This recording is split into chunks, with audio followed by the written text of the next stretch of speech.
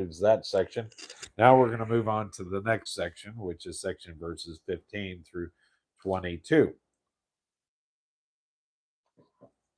So we're hastening on.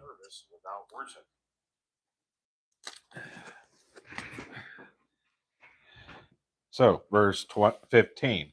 And for this cause he is the mediator of the New Testament, that by means of death for the redemption of the transgressions that were under the first testament, they which are called might receive the promise of eternal inheritance. Hebrews chapter 9 and verse 15. And for this cause he is the mediator of the New Testament or covenant. The emphasis is upon the fact that he is the mediator of the new covenant.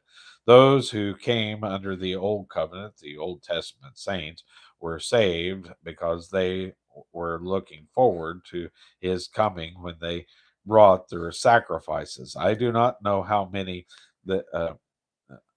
much they understood, and yet the Lord Jesus said, "Your father Abraham rejoiced to see my day, and he saw it and was glad."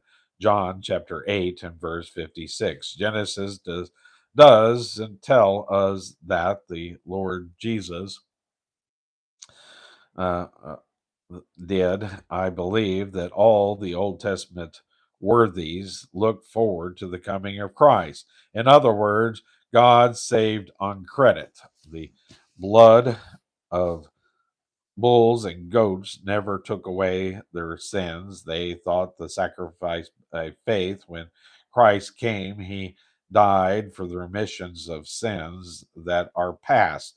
Romans chapter 3 and verse 25. That is, he died for the sins of all from Adam right down to the time of the cross.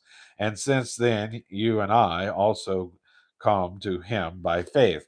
Verse 16, for where the testament is, there must also of necessity be the death of the testator. For the testament is of force after men are dead.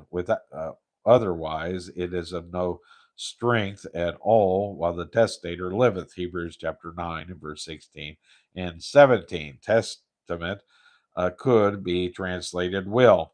If you have made a will and you are still alive, your will does nothing for anyone.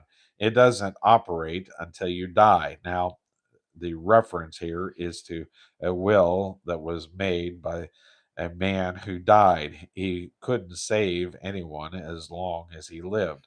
Don't misunderstand me. What I am saying is that the life of Christ could never save you. It is the death of Christ which saves you.